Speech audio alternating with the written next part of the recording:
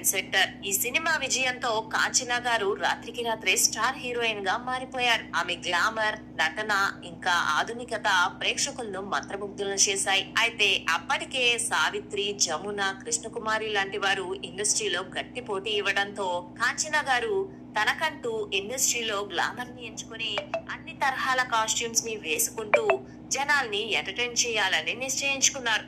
Air hostess గా పనిచేసిన అనుభవమో ఏమో గాని ఆమె మోడర్న్ పాత్రల్లో చాలా ఈస్తో నటించేవారు. చీరకట్టలో ఎంత సాంప్రదాయంగా ఉంటారో మోడర్న్ దుస్తుల్లో అంత స్టైలిష్ గా కనిపించేవారు కాంచన.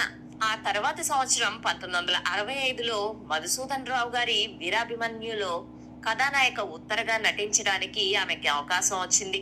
అదే ఆమె జీవితానికి బంగారు బాట వేసిందని చెప్పొచ్చు. అయితే ఇంగ్లీష్, తమిళం అనర్గళంగా మాట్లాడేవారు గాని తెలుగు భాష అంత స్పష్టంగా మాట్లాడకపోవడంతో డైలాగులు తడబడేవి.